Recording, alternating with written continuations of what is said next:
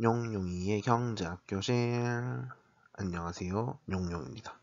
오늘은 우리나라에서 가장 핫한 이슈가 되는 출산율을 높이기 위해서 우리가 어떠한 정책을 만들어야 되는지 저의 개인적인 생각을 한번 밝혀보도록 하겠습니다.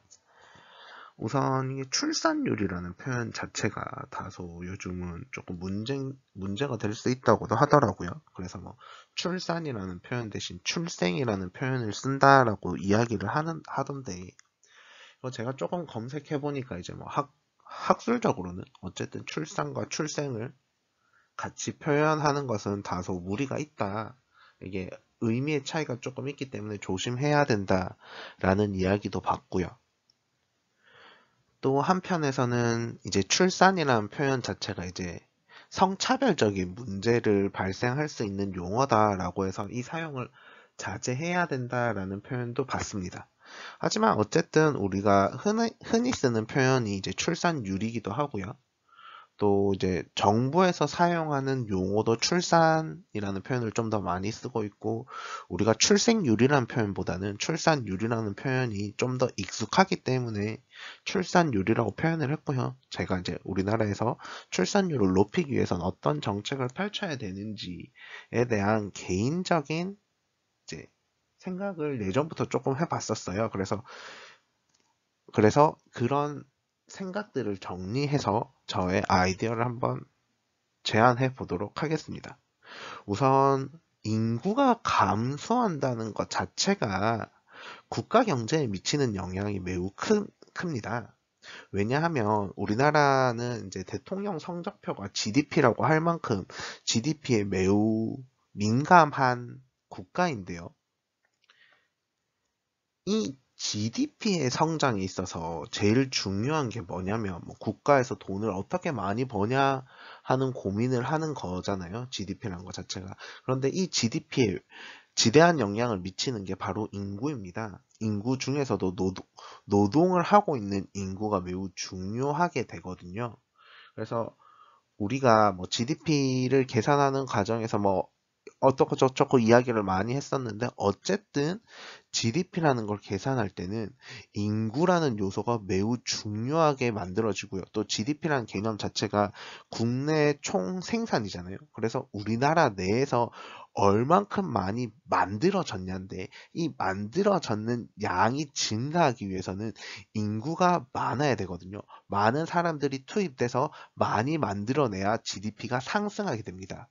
그래서 제가 최저임금 2만 원을 주장할 때도 그 최저임금 2만 원의 최고 단점이 뭐냐면, 노동하는 인원을 감소시키겠다고 했잖아요.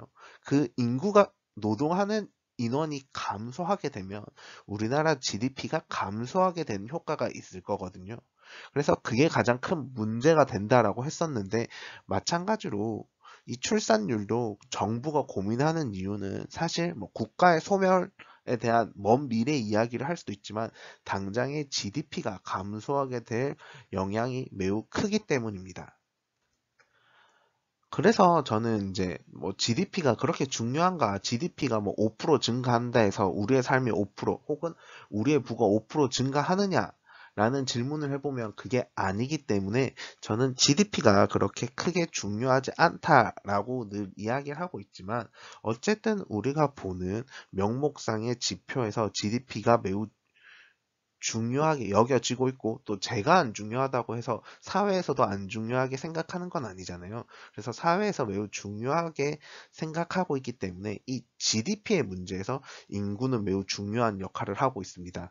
그래서 이 인구를 우리가 어떻게 유지할 수 있는지에 대한 이야기를 조금 해보도록 하겠습니다. 우선 제일 중요한 건 4인 가족을 만드는 겁니다. 4인 가족을 만들어야 최소한의 인구가 유지될 수 있게끔 해주는 거거든요. 그래서 저는 정부가 정책적으로 이 4인 가족을 만들기 위한 노력을 해야 된다라고 생각을 합니다. 그래서 우리나라에서 보면 1인 가구에 대한 지원들이 요 최근에 급격하게 증가하고 있는 모습을 보이고 있습니다. 그래서 뭐 사회가 다원화되고 있고요. 정말 다양한 사람들이 살아가기 때문에 1인 가구가 점점 증가하고 있는 것도 맞아요. 그리고 우리나라에서 이 교육이나 일자리가 수도권에 집중되어 있는 모습이 있습니다. 그 수도권에 집중되다 보니까 자연스럽게 1인 가구가 증가하게 되고요. 또 더불어서 서울의 집값이 매우 높기 때문에, 수도권의 집값이 매우 높기 때문에 차라리 집의 크기를 줄여서 나 혼자라도 잘 살 수 있게끔 일단 방을 마련하자라는 개념에서 1인 가구가 급격하게 증가하게 됩니다.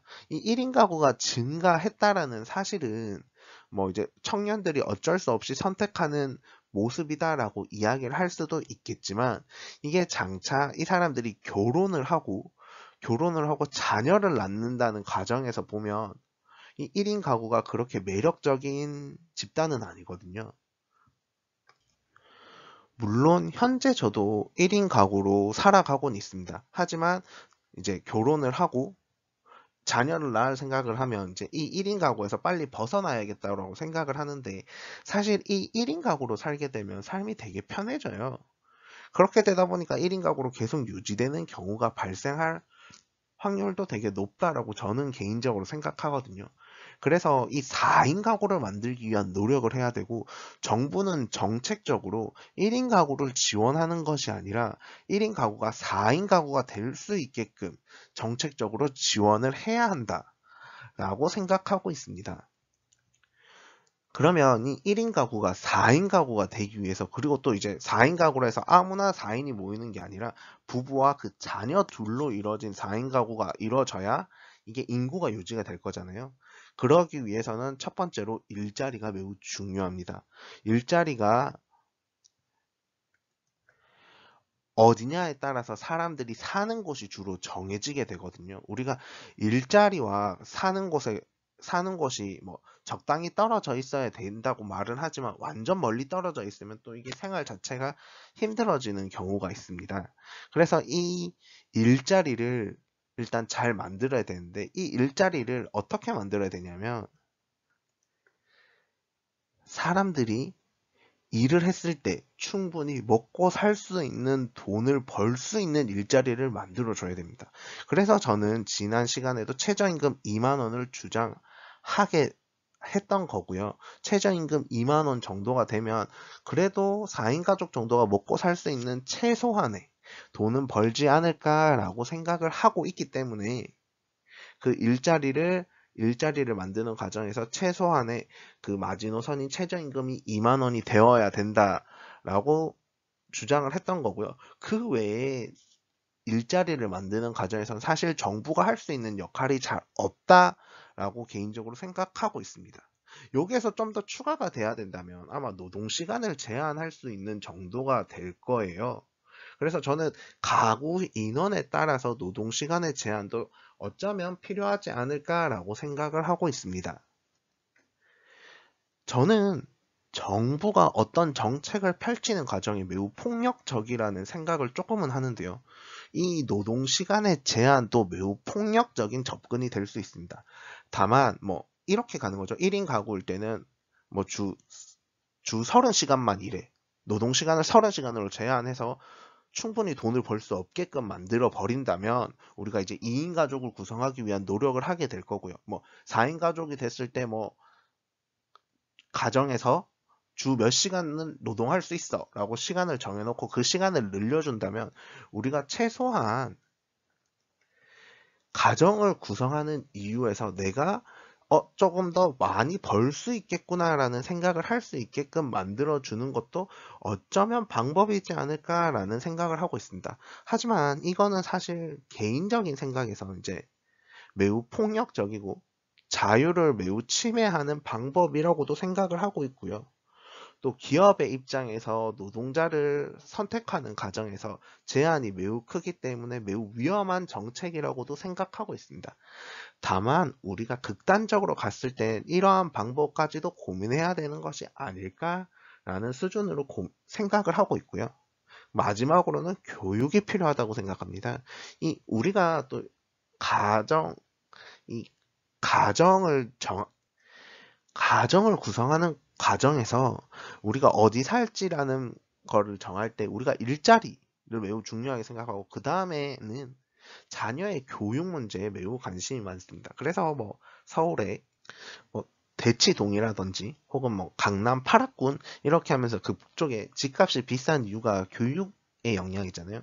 그래서 이 교육을 하는 과정에서 교육의 질을 높일 수 있는 방안을 고민해야 되고요. 이 교육의 질을 높일 때는 또 이제 특정 지역에 몰리는 것이 아니라 이거는 전국적으로 분산을 해야 된다라고 생각합니다. 우리나라에서 교육은 매우 중요한 요소인데 그 교육을 따라서 사람들이 이동하게 되는 경향이 있거든요. 이거는 그리고 교육이란 건 주로 국가가 우리나라에선 담당을 하고 있어요. 우리나라에선 공교육이 매우 발전되어 있는 상태잖아요.